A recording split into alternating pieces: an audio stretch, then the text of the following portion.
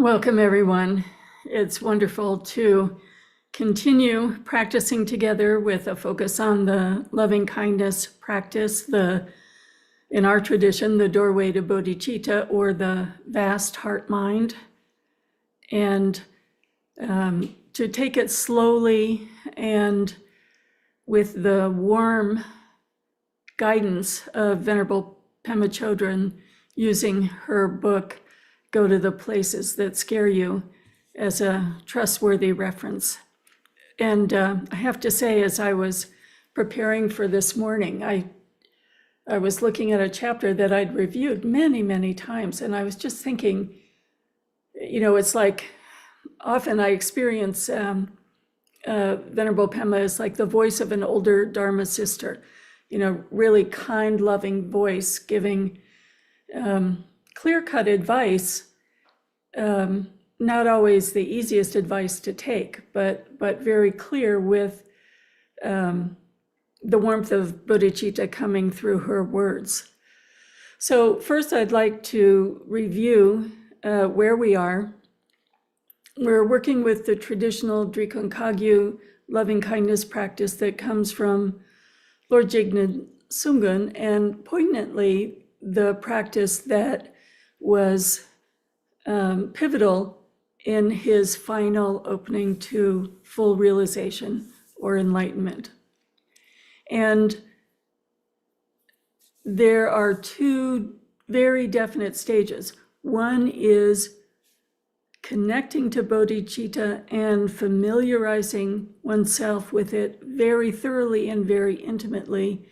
And the second stage is starting to spread that bodhicitta. So for the last few weeks, we have been looking at contacting bodhicitta, and there were two main ways. One was to revisit a memory in which your heart spontaneously opens. And the examples for this day and age are, so many of us have beloved animal companions, and we open the door and we have that sense of being met with, joy and our heart opening in loving kindness, or just the feeling of love, of warmth, of non-judgmental, undefended openness. And the second way is contacting a memory or experience when you felt very loved. And we were looking at grandparents and teachers and family members in which there's an absolutely uncomplicated relationship in which we experienced such a felt sense of love coming towards us. Now, in both cases, we're not focusing on the narrative, on the story. We're focusing on the feeling that arises in our heart mind and allowing that to completely fill our bodies and to steadily be able to hold that feeling and strengthen that feeling. And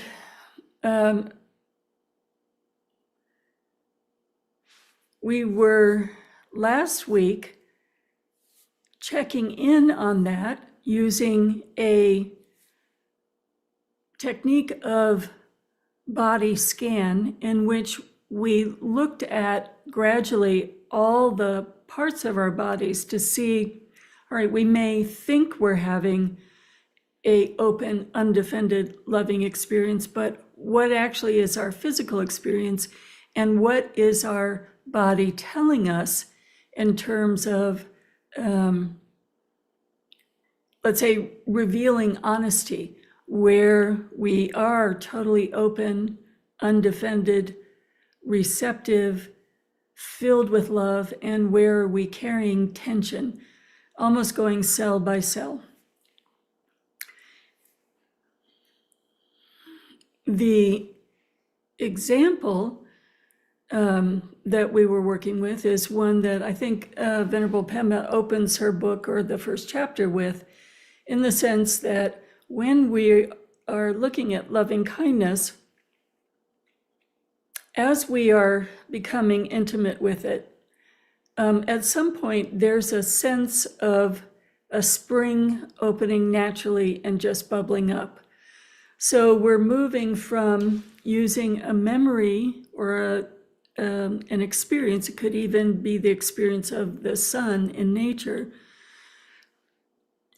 to allow the intimacy with the feeling, and then our heart-mind remembers an aspect of who we truly are, that there is an innate bodhicitta that's not dependent on a memory, on concepts, on an experience of this life. It is innate.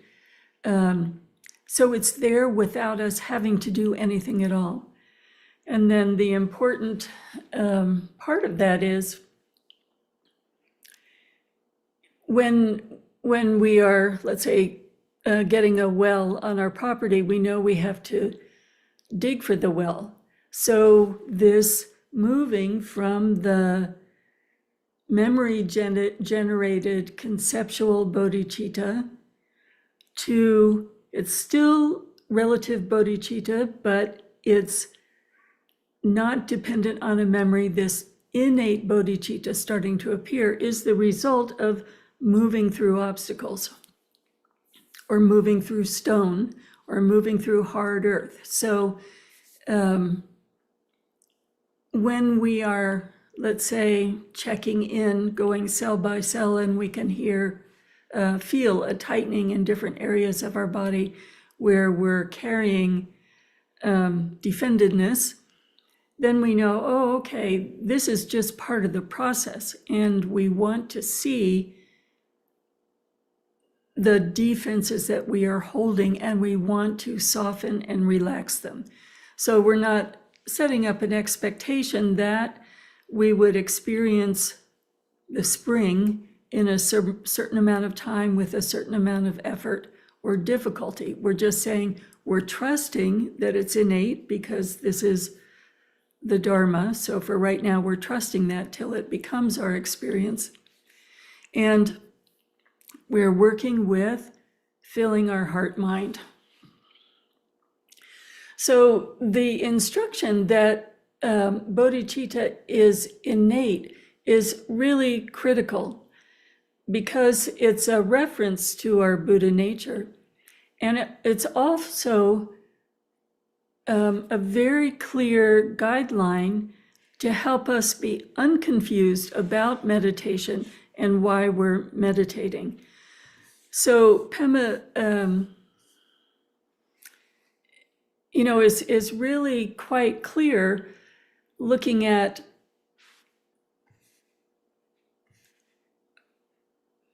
our motivation for meditation and asking ourselves questions, even though we tell ourselves, like in the opening prayers, that we're meditating so that we can benefit all sentient beings. We're also very human, and we're open to seeing ourselves, obstacles and all. So this chapter starts out with, as a species, we should never underestimate our low tolerance for discomfort. Meditation is a method of cultivating unconditional friendliness towards ourselves and for parting the curtain of indifference that distances us from the sufferings of others. So it's a method of parting ourselves from the curtain of indifference. And this is really interesting because particularly when we're working with generating bodhicitta, it just feels so lovely. So she goes on, there's no guarantee that meditation will be of benefit. We can use meditation to reinforce our false beliefs, being that meditation will prevent us from discomfort, or meditation will fix us, or it will fulfill our hopes and remove our fears. So these are false beliefs for why we're meditating. It's not that they are not part of the fruition, but they are not the motivation that we go into meditation with, and they're not the goal of meditation. They're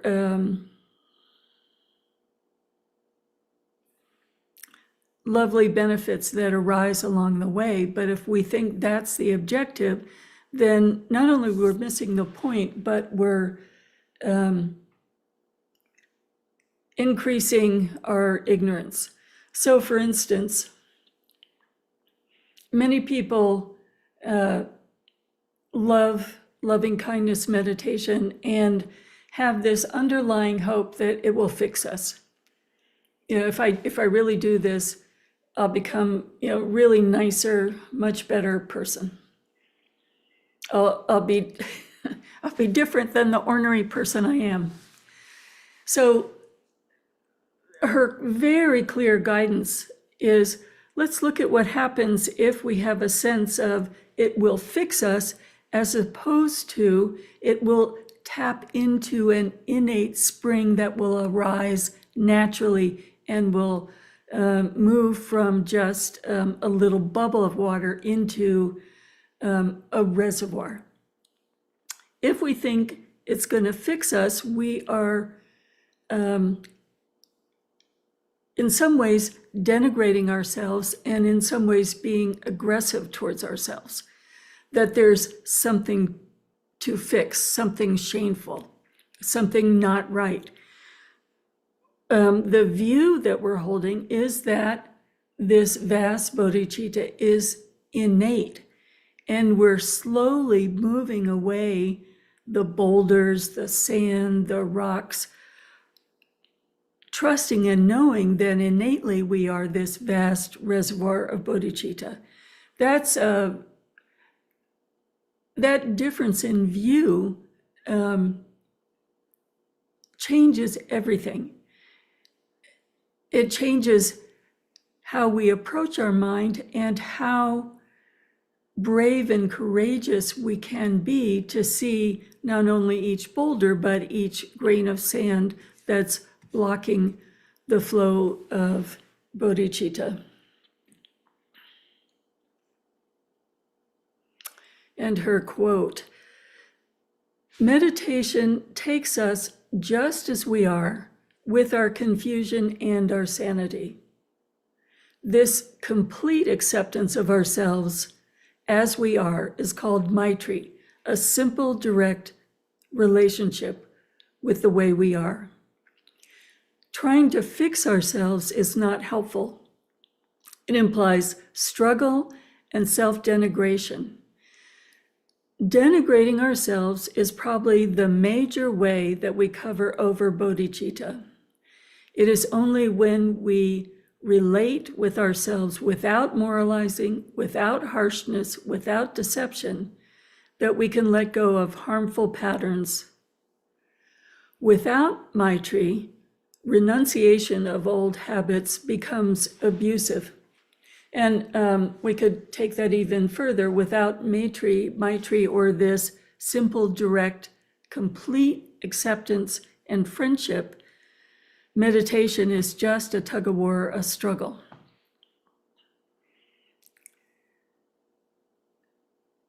Reinforcing that harsh, judgmental narrative that so many people carry.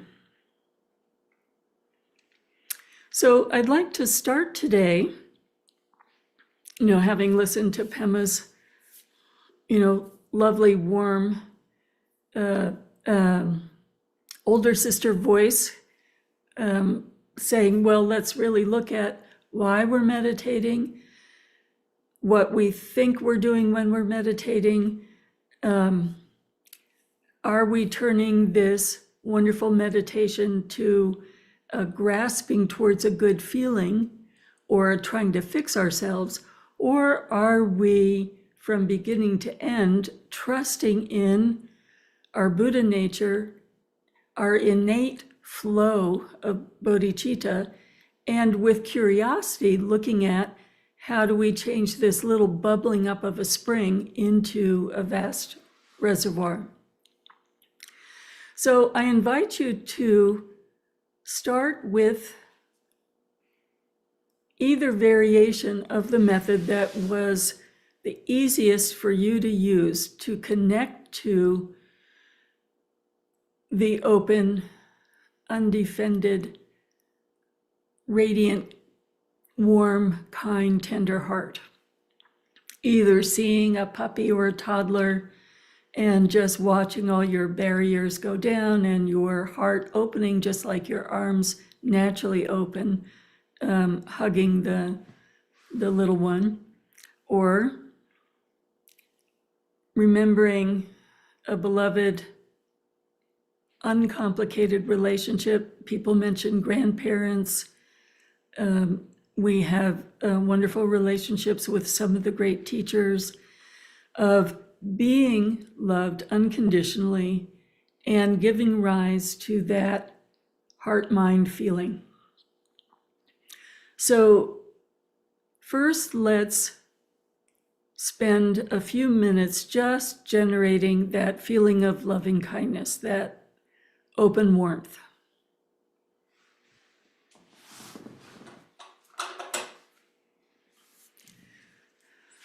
And we'll go through several stages this morning. So again, it's not the narrative, it's the feeling, and then it's remaining with the feeling, and then strengthening the feeling.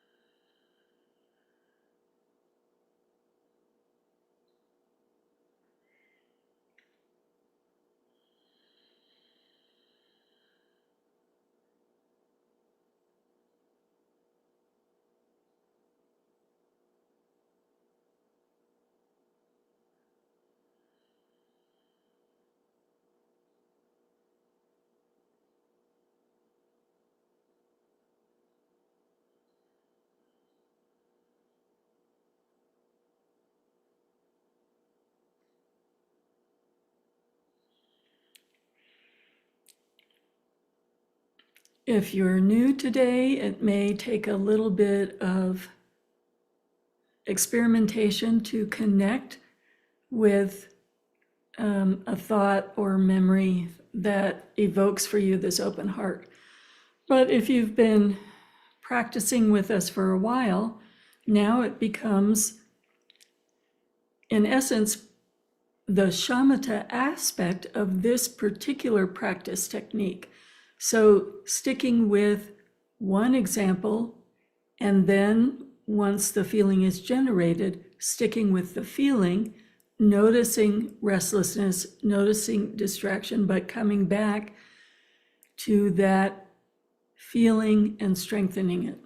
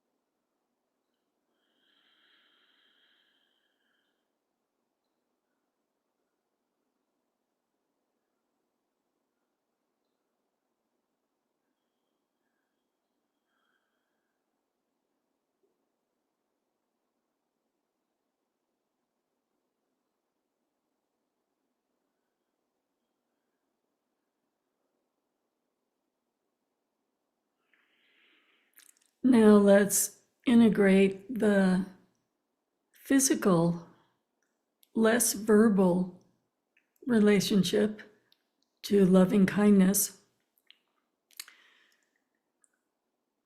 with a sensation of the body being filled up, the body receiving, either radiating that warmth and openness and kindness from your heart center, or starting at the top of your head and filling down to your toes, simply noticing, are the body and mind integrated? Is that softness, that welcome, that spontaneous release of kindness experienced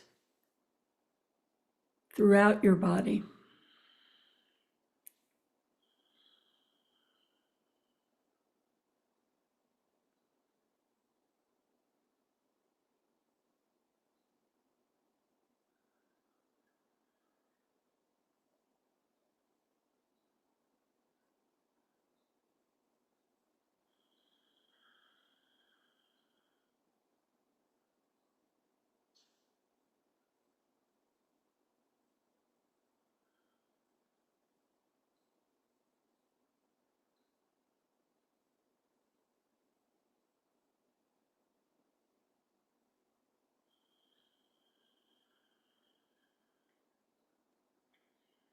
So just notice where your body is holding back, not feeling open, soft, tender, and relaxed. It may be very different each meditation session, which part of your body is holding tension. So just with absolute unbiased curiosity, no expectations.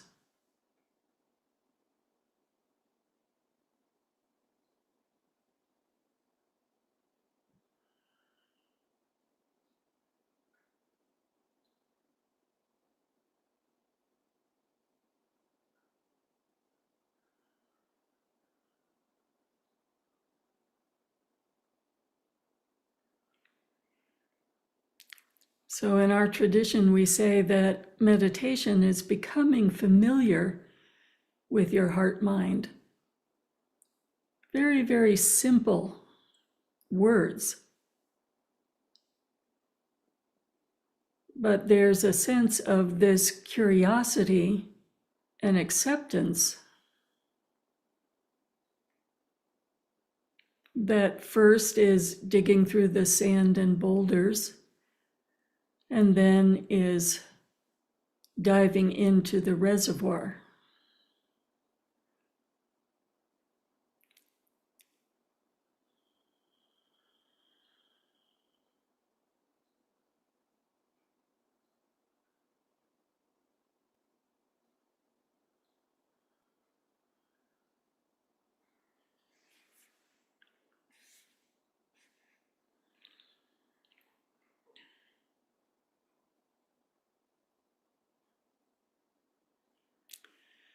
The first quality of this unconditional friendship that Venerable Pema is discussing, she names as steadfastness. We develop a loyalty to our experiences. We don't run screaming out of the room. Instead, we acknowledge that impulse as thinking without labeling it right or wrong. So here we are, generating bodhicitta, generating loving kindness. Today it may be difficult to do the first step, contacting an effective memory or sensation, or it may be hard to stay with that and let it naturally strengthen. Or it may be that this is a difficult morning for you. And it's very hard to be alone with your mind. So as she says, with the quality of steadfastness, on those hard days, we don't run screaming out of the room. And we don't judge any layer of difficulty or thought. It's just noticing, oh, today I'm restless. That's a thought that's just passing through my mind. Or I'm sleepy, or I'm confused, or I don't really believe I have inner Buddha vastness. Just thoughts, not judging them. A steadfastness of being with ourselves. And in this case, becoming intimate with the heart-mind sensation of being open, undefended, gentle, tender, loving.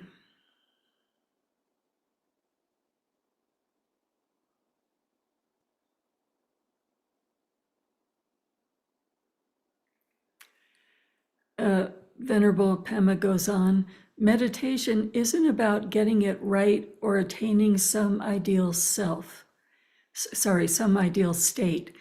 It's about trying. It's about being able to stay present with ourselves. It becomes increasingly clear that we won't be free of self-destructive patterns until we develop a compassionate understanding of what they are.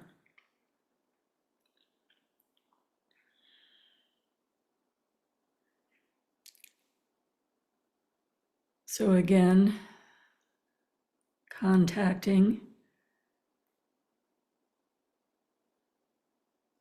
bodhicitta field, dropping the narrative and staying with the heart-mind sensation. Seeing whatever difficulty arises, just a thought, and returning to the sensation.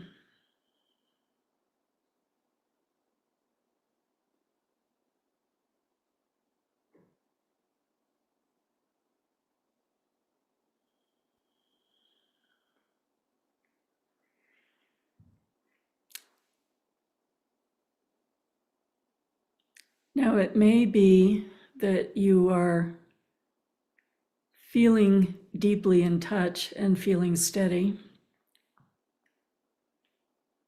And it may be that you're still building intimacy with this heart-mind felt sensation. But if you're feeling fairly steady this morning, we'll go one more step. And in your imagination, bring to mind someone whom you consider a friend and with whom you have an uncomplicated friendship. No current argument or disturbing thoughts, just a simple positive friendship. It can be with the toddler or animal companion. That's a good starting point.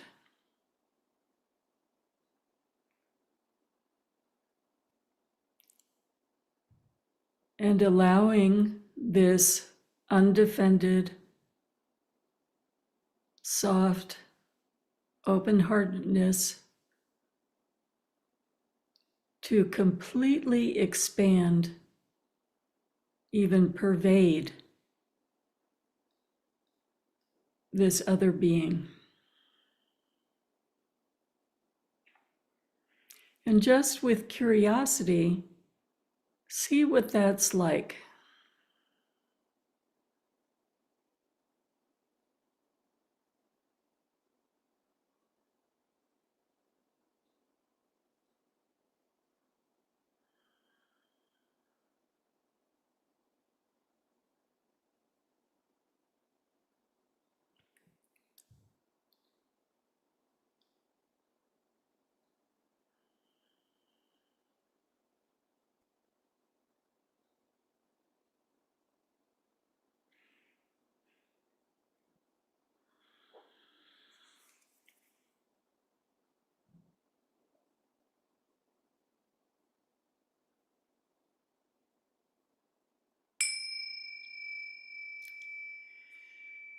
in Maine, if we go to the tidal pools, there are these little sea animals. I think sometimes they're called periwinkles or sometimes anemones. And they have this like little feathery like extension, like a foot or a tongue that comes out from their shell. And if there's any shift in light or dark, like the shadow of your body, or if there's any vibration in the water, it goes right back in its shell.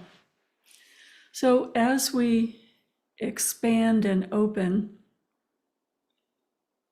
even in this safe imaginary situation with someone whom we consider very, very positive in our lives, we're looking to see how sensitive that, lovely sensation of bodhicitta, how sensitive that is. So we're taking one step further in opening, and we're looking to see, is there a hesitation? Do we go in and out of our shell? Are we tentative? Where is the variation of the fullness that we were just experiencing when we were filling up? So let's go back into our meditation, resting in the fullness and then opening. And it may be with a safe person, you naturally feel completely open, but more likely there is some quality of or nuance of reservation. It may be almost transparent, but we're looking to see what is this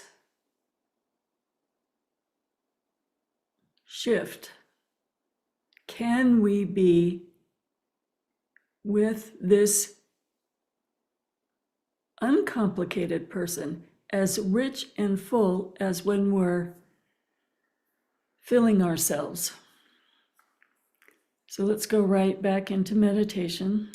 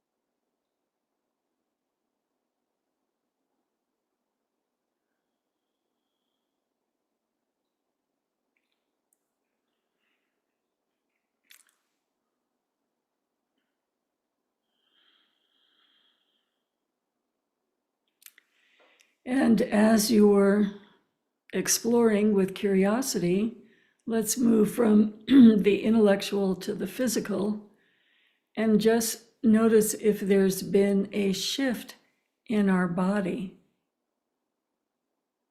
when we start to extend this loving kindness.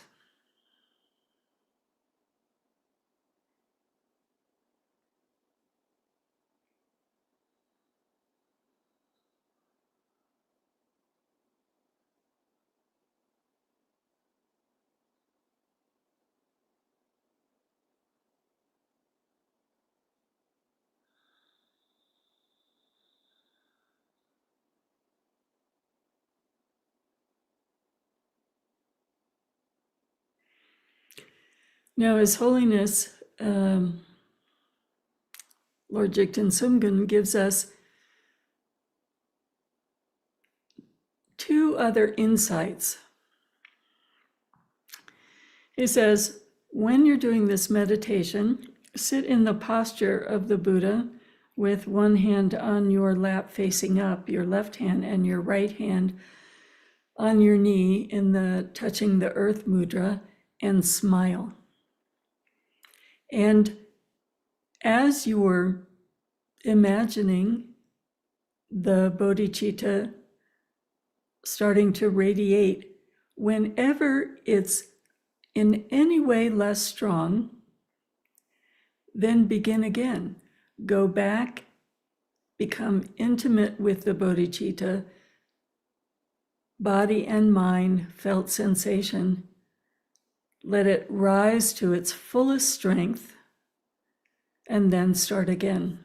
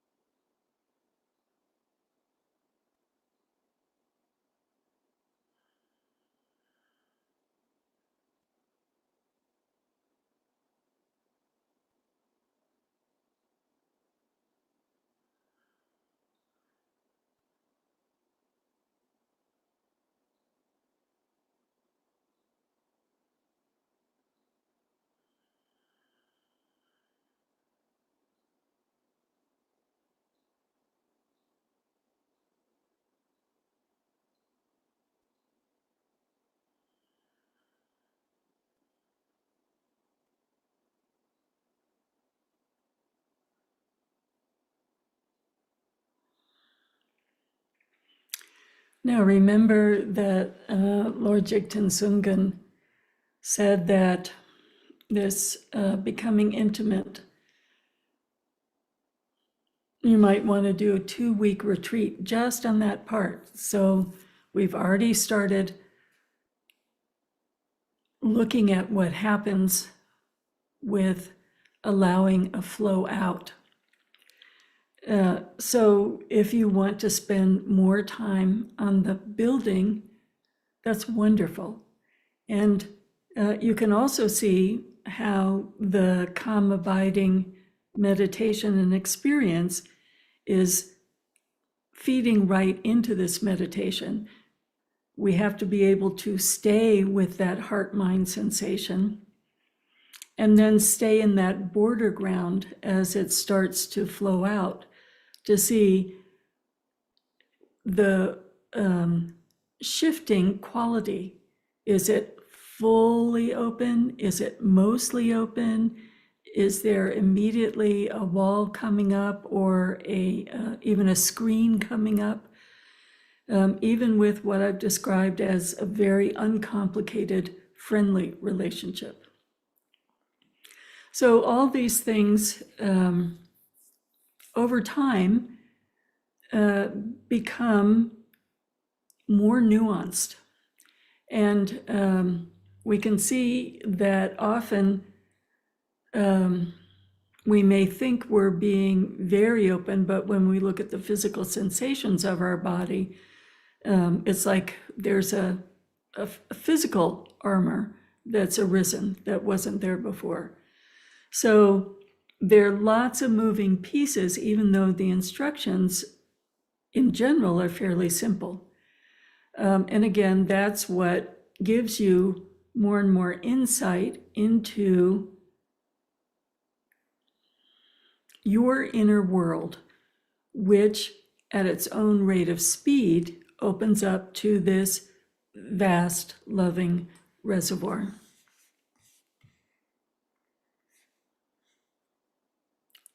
So it goes very quickly when 1 hour is short. So I encourage you to bring this into your week in a very soft, gentle way. And we're also building strength and confidence to look at what is the nature of those walls or screens. So we're doing it with utmost gentleness and tenderness towards ourselves.